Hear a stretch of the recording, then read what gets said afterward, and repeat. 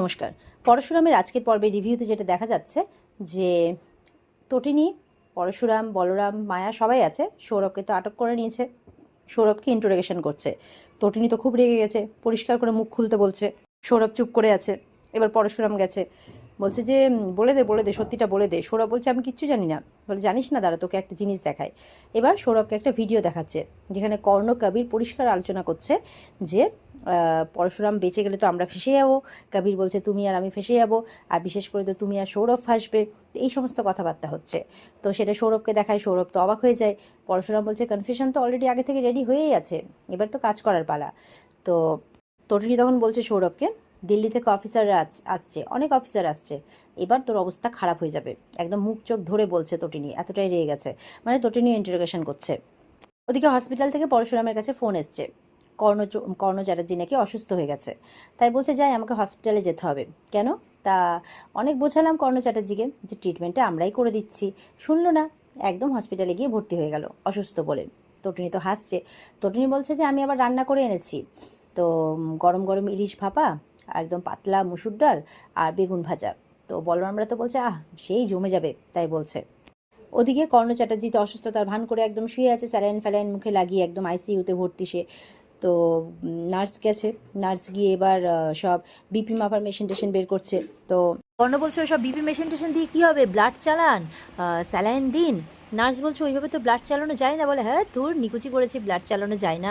ওদিকে সৌরভকে ধরে নিয়েছে, আমাকেও ধরবে, আমাকে গিয়ে ইন্টারোগেশন করবে, আমি আর এদিকে এটা চালানো যায় না, ওটা চালানো যায় না। নার্স তো অবাক হয়ে গেছে, কী বলছে এইসব। বলছে দেখুন ডক্টর আমাকে যা করতে বলছে আমি তাই করেছি। ডক্টর এসছে, বলে ডক্টর এসব কী হচ্ছে, ব্লাড চালান, আমাকে স্যালাইন দিন, কিছুই তো ঢুকছে না শরীরে। বলে এইভাবে কোনো কিছু দেওয়া যায় না। মেডিকেল, বলে দূর মেডিকেল, আপনি বুঝতে পারছেন না, আমাকে নিয়ে চলে যাবে, ইন্টারোগেশন করবে। ওদিকে সৌরভকে ধোলাই করা হচ্ছে, ওর অবস্থা খারাপ আছে, এইসব বলে যাচ্ছে। তো ডাক্তার বলছে দেখুন ওই রকম তো কোনো কিছু করা যায় না। তো ইতিমধ্যেই যদি ওরা আবার আলাদা ডক্টর নিয়ে আসে তখন আরও মুশকিল হবে, কারণ আপনার বিপি নর্মাল, অক্সিজেন মানে সব সিচুয়েশানগুলো নর্মাল, আপনার কোনো রকম কোনো অসুবিধাই নেই, সব টেস্ট করলে বোঝা যাবে। বলে ধুর আমার কোনো কিচ্ছু ঠিক নেই, বলছি না আমার কোনো কিচ্ছু ঠিক নেই। মানে কর্ণর এখন মাথায় চেপে গেছে ভয় যে আমাকে ধরে নিয়ে গেলে আমার অবস্থা খারাপ। ওই জন্য বারবার করে বলছে ওকে যে কোনো মুহূর্তে একদম যাতে অসুস্থ দেখানো হয়, দরকার পড়লে ভেন্টিলেশনে দিয়ে দেওয়া হোক, এরকম ব্যাপার। আর ওদিকে পরশুরাম বলছে গিয়ে এমন মারবো না। বলরাম বলছে একদম ভেন্টিলেশনে ঢুকিয়ে দিবি, তাই বলছে। কর্ণ বলছে আরে এক্সট্রা নল টল ঢুকিয়ে দিন না। এই বলতে বলতে ডক্টরটা অবাক হয়ে যাচ্ছে, বলতে বলতে চিৎকার শুনতে পাচ্ছে, কেউ একজন ঘরে ঢুকে আসছে। কবির খুব আটকানোর চেষ্টা করছে কিন্তু হচ্ছে না। তো দেখা যাচ্ছে পরশুরাম এসছে, ডক্টরকে বলছে আসতে পারি ডক্টর। আর কর্ণ ততক্ষণে আবার শুয়ে পড়েছে, অসুস্থ সেজে আর কি। পরশুরামকে বলছে আপনাকে এখানে ঢোকার পারমিশন কে দিল? বলছে স্পেশাল ব্রাঞ্চ, স্পেশাল পারমিশন নিয়ে এসেছি, আমি ওনাকে জেরা করতে এসেছি। তো একটু নিজের ডক্টরিতেও বিশ্বাস রাখুন। বলে কি বলতে চাইছেন আপনি? বলে এই যে স্যালাইনটা চালান, ওটা তো চালানি, ওটা তো ফর শো। বলে হ্যাঁ হ্যাঁ এক্ষুনি চালিয়ে দেবো। এবার একদম ফট করে নিজের কাছ থেকে একটা অক্সিজেন স্যাচুরেশন মাপার মানে একটা যন্ত্র বের করে মানে কর্ণ চ্যাটার্জির আঙুলে ঢুকিয়ে দেয়। কিছুক্ষণ পর পরশুরাম দেখছি অক্সিজেন স্যাচুরেশন তো একদম নর্মাল 99। ডক্টর বলছে আপনি ডক্টর নাকি? বলে ডক্টর নই, কিন্তু কি বলুন তো, আমাদের ডিপার্টমেন্টে থাকতে গেলে না এইসব কিছু জানতে হয়, না হলে ডিপার্টমেন্টে থাকতেই দেবে না। কর্ণ তো বারবার করে মানে চোখ খুলে খুলে দেখছে, আবার চোখ বন্ধ করে নিচ্ছে। আর ওদিকে কবির তো পুরো একদম ভয় পেয়ে গেছে যে এবার কী হবে। পরশুরাম বলছে জুতো সেলাই থেকে চণ্ডীপাঠ পর্যন্ত সব কিছুই জানতে হয়। বলছে এই লোকটাকে যতক্ষণ না মারতে পারছে আমার শান্তি হবে না। ডক্টর তো বলছে উনি খুব অসুস্থ। এবার কর্ণের পাশে গিয়ে বলছে পরশুরাম যে রথের চাকাটা মাটিতে ডুবে যায়নি, আপনি মাটিতে ঢুকে গেছেন। তবে চিন্তা করবেন না, আমি আপনাকে বের করব। আপনাকে বের করার জন্য একটা ত্রিশূল পাঠাবো, সেখানে আর্থিং থাকবে, আর সেই আর্থিং গিয়ে প্রবেশ করবে সোজা মাটিতে, কারণ আপনি তো আবার বজ্রপাত ছাড়া মরবেন না, তো আপনি চিন্তা করবেন না। তো এরপর ডক্টরকে বলছে যে ডক্টর আপনি আপনার পেশার সাথে না বেইমানি করছেন। এখানে প্রচুর রুগীরা আসে সুস্থ হওয়ার জন্য, সেবা পাওয়ার জন্য, আর আপনি সেটার সাথে চিটিং করছেন, আপনার পেশার সাথে চিটিং করছেন। আমাদের ওখান থেকে ডক্টর আসবে। বলে না অসম্ভব, আমি অ্যালাউ করতে পারবো না, আর পেশেন্ট খুব সিরিয়াস, আমি অন্য টিমের হাতে তুলে দিতে পারবো না। বলে শিওর, ঠিক আছে দেখা যাবে। এই বলে আবার কর্ণের কাছে গেছে, বলে সব কিছু শুনতে পেয়েছেন তো, চিন্তা করবেন না, সব বুঝতেও পেরেছেন, ভালো থাকবেন। এই বলে পরশুরাম চলে যায়। এবার কর্ণের ঘর থেকে বেরিয়ে তটিনীকে ফোন করেছে। তটিনী বলছে কি খবর হলো? বলে কি আবার, স্যালাইন ট্যালাইন লাগিয়ে তাও আবার স্যালাইন চলছে না, তো খুব অসুস্থ সাজার ভান করছে আর কি। তো বলছে তাই? বলে হ্যাঁ আমি এবার যেটা করব সেটা হচ্ছে ফায়ার অ্যালার্ম বাজিয়ে দেবো, আর কর্ণ চ্যাটার্জি লবি দিয়ে দৌড়বে, দৌড়ে নিচে নামবে, আর আমি গাড়িতে করে তুলে নিয়ে চলে আসবো। বলছে কী বলছো? বলে হ্যাঁ, এখানে ম্যানেজারকে ধরবো, ম্যানেজারকে ধরে বলবো, না শুনলে মাথায় চেম্বার ধরবো। তটিনী তো শুনে হাসছে, তো বলছে এই না হলো আমার বর? বলে হ্যাঁ, এই না হলো আমার বউ, এই বলে হচ্ছে কথা বলে রেখে দিল। এবার ম্যানেজার ঢুকছে, ঢুকেই ম্যানেজারকে বলছে শুনুন, আপনি তো ম্যানেজার, তো নতুন যুক্ত হয়েছেন, তো একটা কাজ করতে হবে আপনাকে। কী কাজ? যখন আপনাদের এই লবিটা ফাঁকা হয়ে যাবে, ভিজিটিং আওয়ার শেষ হয়ে যাবে, তখন আপনি ফায়ার অ্যালার্মটা চালিয়ে দেবেন। বলে কি, কোনো আগুন টাগুন লাগলো না, কিছু হলো না, ফায়ার অ্যালার্ম চালিয়ে দেবো? এই বলে কথা না শুনে চলে যাচ্ছে। পরশুরাম হাতটা ধরে বলে বললাম তো, চালাতে আপনি বাধ্য, চালাতে হবেই। এখানে মানে কি বলবো, গরিব মানুষরা টাকার অভাবে মানে চিকিৎসা করাতে পারছে না, আর আপনারা অনৈতিকভাবে এখানে কর্ণ চ্যাটার্জিকে অসুস্থ বানিয়ে মানে গাদা গাদা টাকা খরচা করে মানে কি বলবো, এখানে ক্রিমিনালের আখড়া তৈরি করেছেন।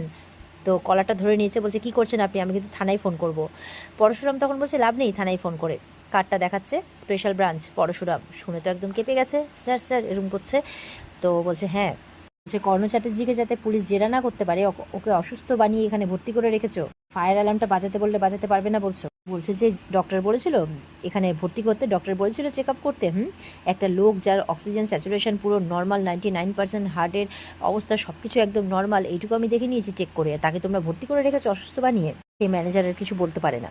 আপনাদের এই পুরো হসপিটালটাতে না আমি তালা লাগিয়ে দেবো, আমাকে চেনেন না আপনি ভালো করে। বলছে স্যার আমি সব কিছু করবো, আপনি যা বলবেন, আপনি প্লিজ এটা লিক করবেন না বাইরে। বলছে বাছা ধন এবার পথে এসো, যাতে কোনো গরিব মানুষ, কোনো পরিবার পরিজন কারোর কোনো অসুবিধে না হয়। যখন ভিজিটিং আওয়ার্সটা শেষ হবে তখন আমি তোমাকে বলবো তুমি ফায়ার অ্যালার্মটা বাজিয়ে দেবে। হাতে শুধু 1 ঘন্টা সময় আছে। বলে ঠিক আছে স্যার, আপনি যা বলবেন তাই হবে। ম্যানেজার যখন যাচ্ছে, পরশুরাম বলছে শুনুন 1 কাপ ভালো চা পাঠিয়ে দেবেন একটু। বলে শিওর স্যার। এবার বলরামকে ফোন করেছে পরশুরাম, বলছে কর্ণ চ্যাটার্জিকে দেখলাম, কর্ণের রথের চাকা না, কর্ণ নিজেই মাটিতে ডুবে গেছে। আমার একটা ন্যাকড়া লাগবে আর কেরোসিন লাগবে। তো বলছে কি করবি? বলে ন্যাকড়াটাকে কেরোসিনে চুবোবো আর ওটাকে ধরিয়ে দেবো কর্ণ চ্যাটার্জি রুমের বাইরে, হালকা হালকা ধোঁয়া বেরাবে, আর ওদিকে ম্যানেজার মানে করাপ্টেড ম্যানেজার, সে ফায়ার অ্যালার্মটা বাজিয়ে দেবে। যে সেই ভয়ে এই দুর্নীতিগ্রস্ত হসপিটাল থেকে যখন কর্ণ চ্যাটার্জি ছুটবে প্রাণ ভয়ে, তখনই পরশুরাম ওকে তুলে নেবে গাড়িতে। বলরাম তো শুনে হাসছে। পরশুরামের জন্য চা নিয়ে আসে সেই ম্যানেজার, বলছে যে খুব ভালো, ঠিক 1 ঘন্টা সময় আছে আপনার হাতে, মনে রাখবেন কেউ যাতে না জানতে পারে, না হলে আপনি কিন্তু শ্রীঘরে আর তার সঙ্গে বেধড়ক মার। তো বলছে হ্যাঁ হ্যাঁ স্যার, কিচ্ছু কেউ জানতে পারবে না। এই বলে ম্যানেজার চলে যায়। পরশুরাম হাসছে। চা খেতে খেতে পরশুরাম বলছে যে শকুনি তার চালটা চালছে, শুধু মানে কর্ণ চ্যাটার্জির চেয়ারটা পাল্টে গেছে, পাল্টে শকুনি হয়ে গেছে, এরকম টাইপের একটা কথা বলছে। এদিকে তো সৌরভ খুব চিৎকার করছে, আমাকে কতক্ষণ এখানে ধরে রাখা হবে। তো তটিনী বলছে সৌরভ বাবা জীবন, সবে তো শুরু হয়েছে, সবে তো কলির সন্ধে। তাই বলছে কি ভেবেছিলে বন্দুকের গুলিটা তোমার মানে গুলিটা আর কি তোমার বন্দুক থেকে চললো আর কে ফাঁসলো? আমি। তো কি ভেবেছিলে সব কিছু এত সহজ, সব কিছু এত সহজে হয়ে যাবে, আমার উপর দিয়ে সব কিছু পার হয়ে যাবে, তোমরা ধরা পড়বে না? কি ভেবেছিলে? চিৎকার করছে তটিনী। তো বলছে ক্রাইম ডাজ নট পে। এবার তো সৌরভ চিৎকার করছে এই আমাকে এইসব ডায়লগ বলবে না তটিনীর উপর। তটিনী তখন কষে একটা চড় মেরেছে। সৌরভ বলছে স্যার স্যার আমাকে মারছে। তখন মহিতোষ একদম ঢুকে গেছে। তটিনী এসব কি হচ্ছে? তটিনী বলছে ও আচ্ছা, এবার তো আপনার পালা। তাই বলছে পুরো আঙ্গুল দেখিয়ে মহিতোষকে। তো আমি আমার কাজটা জারি রাখতে পারি, এভাবে বলছে। মহিতোষ বলছে ও সরি সরি বলে মহিতোষ চলে যায় ওখান থেকে। তটিনীর উপরে কোনো কথা বলতে পারে না। তো তটিনী বলছে তো সৌরভ বাবা জীবন, জোকের মুখে নুন পড়া দেখেছো কখনো? বলছে তুমি তো আছোই, এবার জোক আসবে। সৌরভ বলছে মানে? বলে আসবে জোক, রক্তচোষা জোক। সৌরভকে বলছে রক্তচোষা জোক, আর এবার নুন আসবে নাকি। তটিনী আয়ুষীকে ফোন করেছে, বলছে আমি তটিনী গাঙ্গুলি বলছি। বলে হ্যাঁ ছদ্দি ভাই বল। বলে কোনো ছদ্দি টদ্দি নয়, আমি তটিনী গাঙ্গুলি। আয়ুষী শুনে একটু অবাকই হয়। তো এখানেই কিন্তু আজকের পর্ব শেষ হয়ে যায়। তো এই ছিল আজকের পর্বের রিভিউ। ভালো লেগে থাকলে পর্বকে লাইক কমেন্ট করে জানাবেন, আমাদের সাথে জুড়ে থাকতে চ্যানেলকে সাবস্ক্রাইব করবে। দেখা হচ্ছে তোমাদের সাথে আগামীকালকে। সবাই খুব ভালো থাকবে। আজকের মতো পর্বের রিভিউ এ পর্যন্তই। বিস্তারিত দেখতে অবশ্যই স্টার জলসার পর্দায় চোখ রাখবে। টাটা।